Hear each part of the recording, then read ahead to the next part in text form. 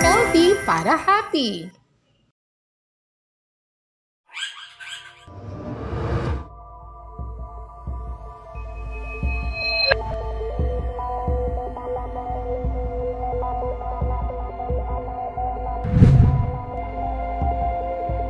The World Health Organization has declared a global public health following an outbreak of a new strain of the Mpox virus in Africa. Mahigit 4 na raang kaso ng leprosy o ketong na itala sa Region 10 noong 2024.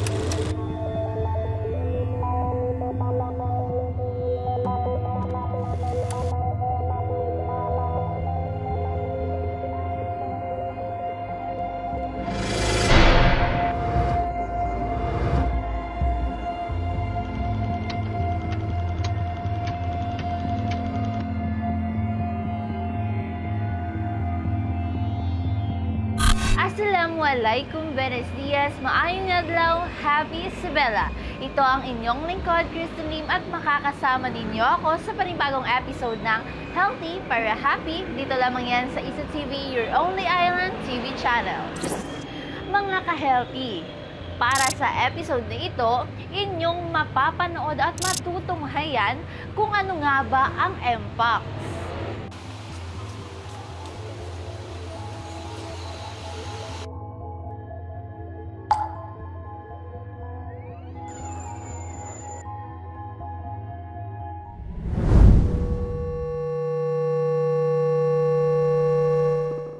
Ang Mpox po ay isang sakit na nakukuha or ang cause nito ay virus.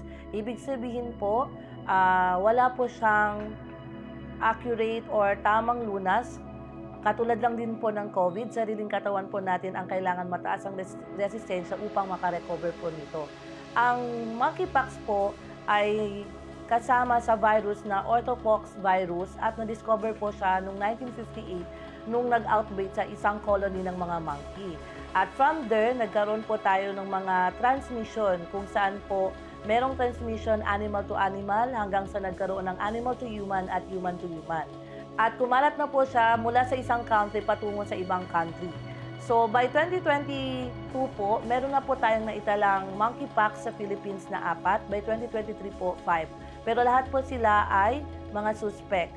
At sa Isabela City naman po, sa ngayon, wala po tayong mga kaso ng Mpox pero meron na po tayong suspect. Ang Mpox po, since viral po siya, ang mga sintomas nito ay pwedeng kahalintulad ng ibang sintomas ng ibang sakit. Meron po tayong mga nararanasan katulad po ng lagnat, swollen lymph nodes o mga kulani. Meron po tayong mga rashes sa katawan, headache or masakit na katawan. Parang flu-like din po siya. Ang difference lang po ay meron po talaga tayong rashes. So yun nga po, since nasabi ko po na since viral yung cause ng Mpox, nakadepende po sa katawan ng tao kung paano o gaano po kadali siyang makarecover. Sa ibang instances po, meron tayong mga pasyente na may Mpox na mabilis po yung recovery nila basta't mataas ang resistensya. Pero ayon sa datos, 5 to 21 days po ang incubation period. Ibig sabihin, mula nung tayo ay na-expose sa isang Mpox suspect or confirmed, 5 to 21 days po sa katawan natin bago po siya magkakaroon ng reaction. After nun, magkakaroon po tayo ng 1 to 4 days na fever.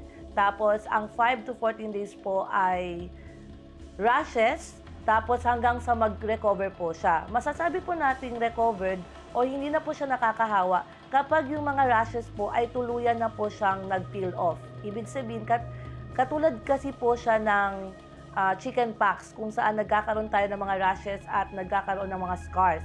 Kapag yung mga scars na yon o yung ang mga scabs na sa sugat natin ay nag-fall off na at nagkaroon na po tayo ng complete healing or bagong skin sa ating mga affected area, tsaka pa po lang natin masasabi na recovered ng isang Mpox na pasyente. So, katulad din po ng ng ibang sakit, meron po tayong mga pwedeng gawin upang maiwasan po natin na magkaroon ng Mpox. Ang Mpox po kasi ay nahahawa sa pamamagitan po ng close contact. Ibig sabihin kapag malapit po kayo sa isang Mpox na pasyente. Pwede din po kapag sa kissing, cuddling, hugging, or sexual contact. Kaya napaka-importanteng malaman po natin kung ano po yung pamamaraan ng transmission na to o paano tayo maaring mahawa upang maiwasan natin. So gaya ng nasabi ko po, since yun yung mga paraan na magkakaroon tayo ng mpox, kailangan lang natin pong iwasan ang mga gawain na yon, katulad ng multiple sex partner or makikipagtalik or makikipag-kissing, hugging, cuddling sa mga hindi natin alam o hindi natin kakilala po talaga. At the same time, sa mga crowded places po, kailangan natin isa-isip o isa-ulo lagi ang social distancing. Magmamask po tayo. Ang mask po ay effective kapag malapit po tayo sa mga crowded places. Kasi ayon sa datos, ang mpox po ay hindi airborne. Ibig sabihin, air droplet lang po possible. Mula sa isang pasyente, 1 meter lang po tayo mahahawaan mula sa kanyang mga laway. Pero might as well, magmask na lang din po tayo sa mga crowded places. Iwasan din po natin mga siksikang lugar. Sa panahon ngayon, ang dami nating lugar na nakikipagsiksikan. So, iwasan po natin, nakikipagsiksikan po tayo. So, social distancing and always po, the standard precaution po natin is always do our hand washing po properly. At hindi lang po bago o after kumain, but we do it regularly po. Mapasaan man po at mapakailanman po. Healthy para happy.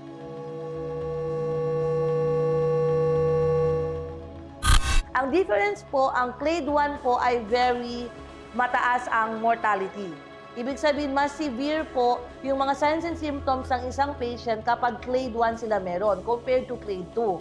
So, ang clade 1 po, sa letter A, ito po yung animal-to-animal transmission. Ang clade 1B ay human-to-human transmission na po.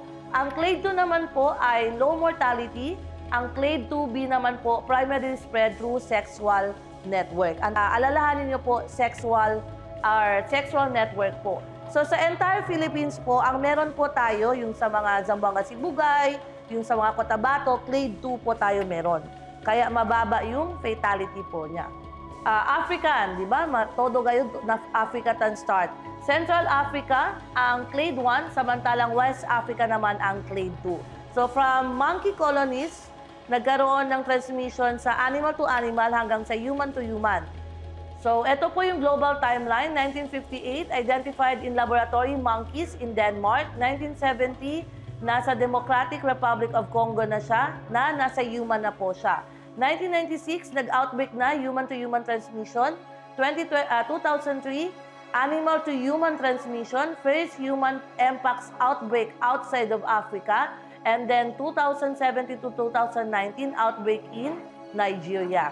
So, eto po hanggang sa kumalat na po siya from 2022 to 2024, different countries na po nagkaroon ng human-to-human transmission po natin. Or kumakalat na po siya. Kaya naging, naging hot topic na siya at ng atensyon ng World Health Organization.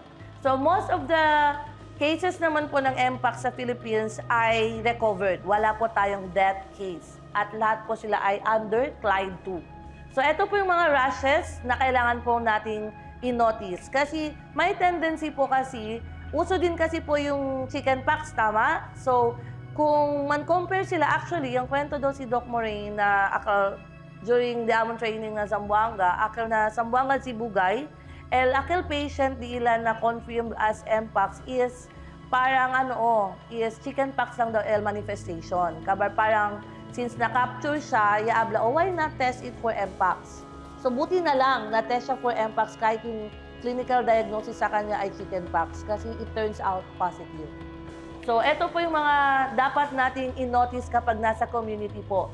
Skin rashes or mucosal lesion which may appear anywhere in the body, usually within 1 to 3 days after the appearance of fever. Please note na lahat po talaga sa mpox suspect, mauna po yung fever.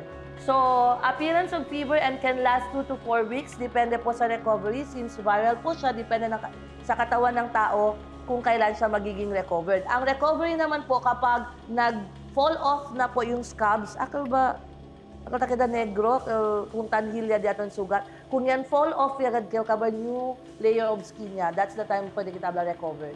Although, LD aton monitoring is within 21 days lang. Tama? Po nga, 5 to 21 days incubation period pwedeng no symptoms, pero pwedeng meron na tayong contact sa patient, di ba? Or sa patient ng mpox na hindi natin alam. Ito po, from the time na nag-start ang fever hanggang sa nag-start or mag-end ang rashes, very contagious po siya. Gaya ng sabi ko, hanggang hindi po na-fallen off yung scabs, hanggang hindi po siya nag-generate ng bagong skin, new skin layer, infectious pa rin po talaga siya. Kailangan mataas ang immune system. Ito yung ano dyan. Kasi yung rashes ng mpox, all of these can be considered. Wala siyang specific akal-abla, kailangan pustule gut no, hindi. Actually, all of these can be characteristic of the rashes ng patient with mpox. Pwede siyang macule, red lang. Pwede siyang papules na may konting laman, may konting umbok. Pwede siyang vesicular, meron ng laman na tubig sa loob. Pwede siyang pustules, may pus na sa loob. Tapos yung crusting, ito po yung ano, di ba? Ito yung scabs na sinasabi natin yung crust. Hanggang sa ma-fall off talaga siya hanggang ma-heal. Di ba na chickenpox sa amotamin? After lesale, benrastra gayo and everything, kabar take dale negro-negro. Kabar taspera pag kita kaba sapa. So actually, di akaltamin le na mpox. Ang damo, ang worst lang kasi yung naapektuhan niya, SL stages is very deep talaga na. Di ba kung ang chickenpox nga tan leave LS scars, maski niya kita ya, tat siya nagpeklat, na the more mpox. So ito po, how is mpox different? Sa symptoms ng different, paano siya naging different sa mpox, chickenpox, and measles? So as I've said, kapag fever po, sa mpox, 1 to 3 days before yung rash. Sa chickenpox naman, 1 to 2 days lang before yung rash. Di ba? Duele el cabeza, kaya halos igual lang. Na measles naman, 3 to 5 days before a rash. Ang rash appearance naman looks like blister. Kapag gagaya kanina, ang rashes po niya ay pwede din po sa private areas nila.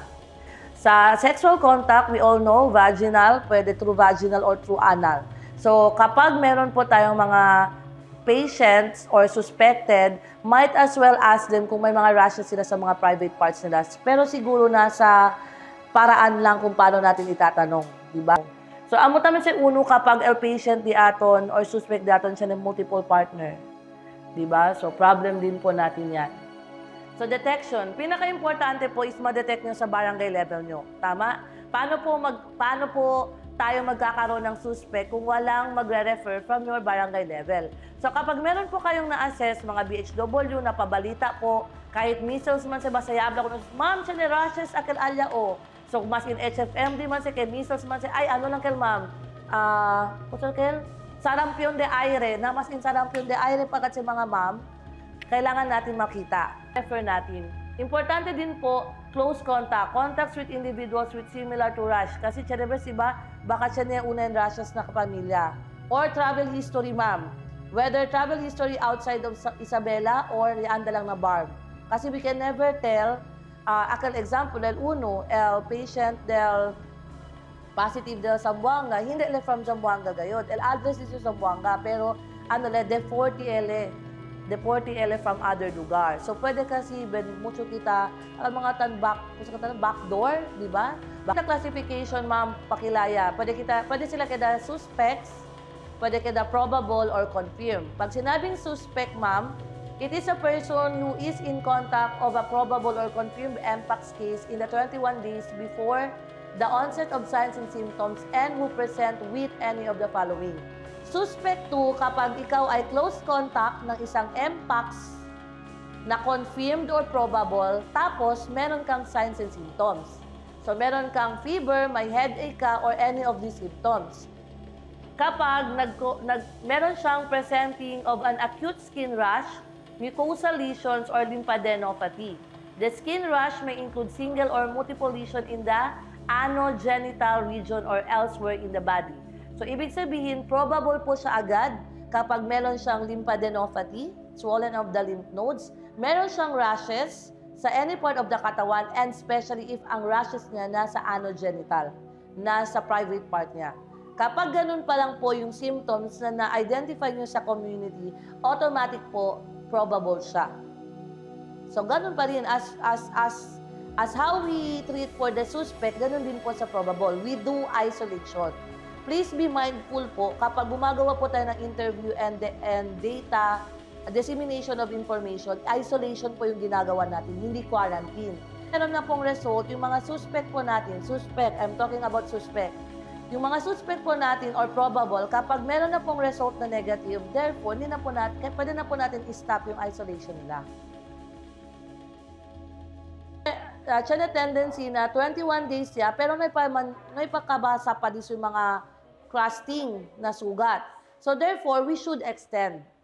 We should extend the isolation hanggang sa mahulog, ma-peel off yung crust, then ma-healed po talaga siya. Akal, peklat niya lang niya keda. As the data said, contagious pa rin po siya. Hello po, Happy Isabela. So as part po ng pinaigting na programa ng CESU or ang ating City Epidemiology Surveillance Unit, kami po sa RHU1 ay nagkaroon ho ng orientation about sa monkeypox detection and tungkol na rin po sa paano po natin siya itetest sa mga patients na probably or suspect po ng ating monkeypox. Ngayon ho, natutunan po namin kung ano ho ang mpox, saan siya nanggaling at kung paano siya naihahawa sa ibang tao. Natutunan din ho namin na may dalawang clades po pala or variant yung tinatawag nating mpox and depende ho ito sa tao na kung sino ang mahahawaan niya. Kung immunocompromised ay talagang nakakamatay po. Pero sa mababang porsyento lang naman.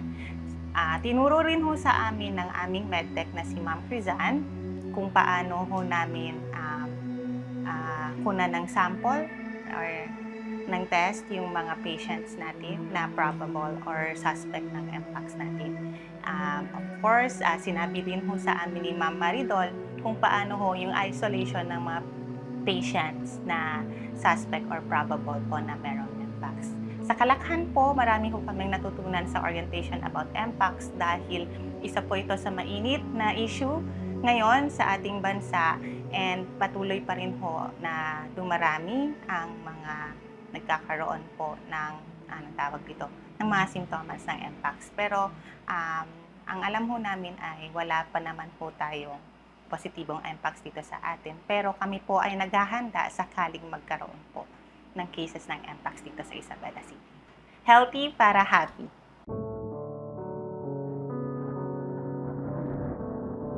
Mga ka-healthy, ang monkeypox ay isang seryosong sakit. Pero sa tulong ng tamang kaalaman, maingat na pag-iwas at kooperasyon, kaya natin itong labanan.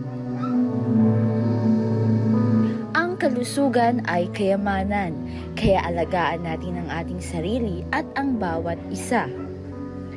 At sa ating minamahal na lungsod ng Isabela, sa ilalim ng pamumuno ng butihing Mayor City Joliet Robin Hataman, katuwang ang masigasig na City Health Office, makakaasa tayong palaging handa ang pamahalang lokal sa kung anumang hamong pangkalusugan ang dumating.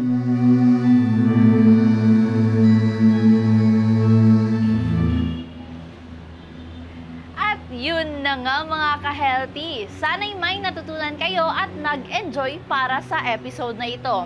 Ito ang inyong lingkod, Kristen Lim, at kita-kits sa susunod na episode ng Healthy para Happy. Dito lamang yan sa Iso TV, your only island TV channel.